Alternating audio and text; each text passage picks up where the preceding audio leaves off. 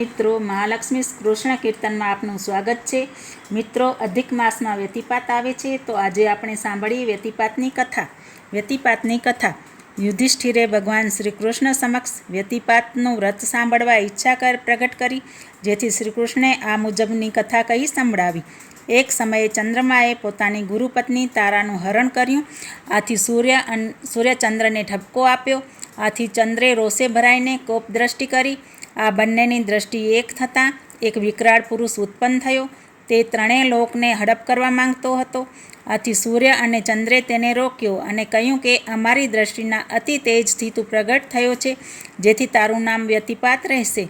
તને પૂજનાર મનુષ્ય પુત્રવાન, આયુષ્યવાન, ધનવાન, આરોગ્યવાન થશે।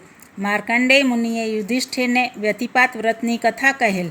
એક વૈશ્ય પાસે અઢળક ધન હતું। વ્યતિપાત પર્વ ચાલતું હતું, છતાં તે વૈશ્યએ એક ગરીબ બ્રાહ્મણ ભિક્ષા માંગવા આવેલ તેને કંઈ પણ આપ્યું નહીં અને ઉપરથી અપમાન કર્યું, જેથી આ બ્રાહ્મણે ગુસ્સામાં આવી આ વૈશ્યને શાપ આપેલ કે તું બળેલા અંગવાળો વરા થઈ જળ વિહોણા વગડામાં ભટક્યા કરજે। વૈશ્યને પોતાના કાર્યનું ભાન થતાં પસ્તાવો થયો। તેણે બ્રાહ્મણની ક્ષમા માંગી અને આ શાપનો ઉપાય પૂછ્યો। ત્યારે બ્રાહ્મણે કહ્યું કે વ્યતિપાત પર્વમાં મારો તુચ્છકાર કર્યો, હવે તું વ્યતિપાત પર્વમાં કોઈ સારું પુણ્ય કરીશ તો તું શાપમાંથી મુક્ત થઈશ। પછી આ વૈશ્ય વરાહ બન્યો અને જંગલમાં આમ તેમ ભટકવા લાગ્યો। એક દિવસ હથર્સ્વ નામના રાજા જંગલમાં શિકાર આવેલ। તેમણે બળેલા અંગવાળાને દુઃખથી પીડાતા વરાહને જોઈને દયા આવી અને તેના દુઃખનું કારણ પૂછ્યું।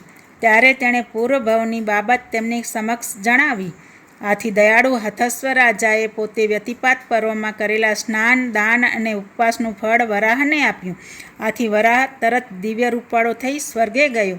આ વ્રતનું આવું ઉત્તમ ફળ છે। જય શ્રી કૃષ્ણ। મિત્રો, તમને ગમે તો લાઇક, શેર, કમેન્ટ કરીને બેલ આઇકનનું બટન દબાવજો।